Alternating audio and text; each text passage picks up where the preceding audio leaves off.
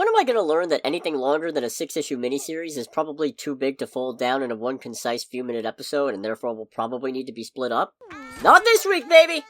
So for context, Batman The Long Halloween unfolds across roughly a year of Batman's early crime-fighting days as he, Jim Gordon, and a pre-Two-Face Harvey Dent team up to bring down crime boss Carmine Falcone, while also struggling to catch a new serial killer known only as Holiday.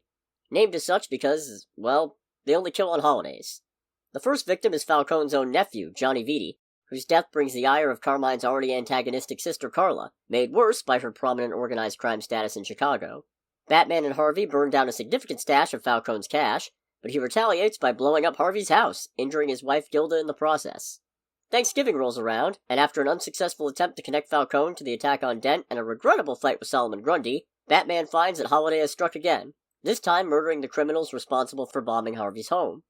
Batman and Gordon try unsuccessfully to recruit the help of Julian Day, also known as the Calendar Man, but he doesn't seem to know anything about Holiday either, constantly switching up pronouns and speculating on all the holidays that could be next on the schedule.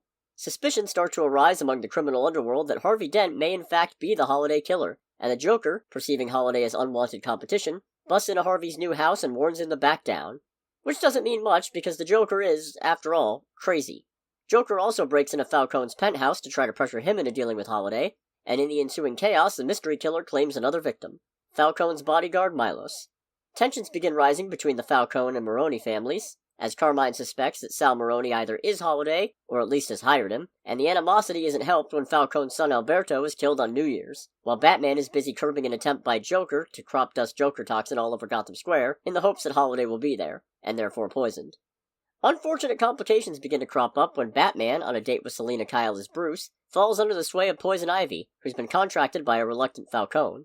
Bruce had previously blocked Gotham Bank from doing business with Falcone's import hustle, but Ivy's mind control convinces him to reverse course, and the sudden friendliness towards Falcone arouses Harvey's suspicions, leading him to suspect, wrongly of course, that Bruce may be Holiday, who massacres a number of Maroni's men on Valentine's Day. Bruce is eventually freed from Ivy's influence by Catwoman, but the damage has already been done and Falcone's money is flowing once more. Falcone arranges for his daughter Sophia to be released from prison, and charges her with assassinating more of Maroni's associates, believing him to be connected to Holiday, only to find that Holiday has beaten her to the punch and killed the goons themselves. As April approaches, Batman ponders over the potential perpetrators of these Holiday killings, while Falcone hires Riddler to do the same.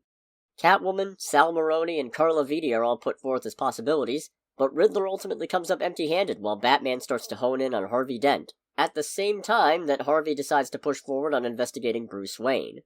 Ejected from Falcone's office, the Riddler encounters Holiday, who pulls their weapon and leaves Riddler alive, meaning April's the only month since their spree began without a victim. Honestly, I respect the commitment to the bit. April Fools and all that. Even as a fan of spooky season, this long Halloween is getting a little long, so next week, Part 2 and the thrilling and confusing conclusion.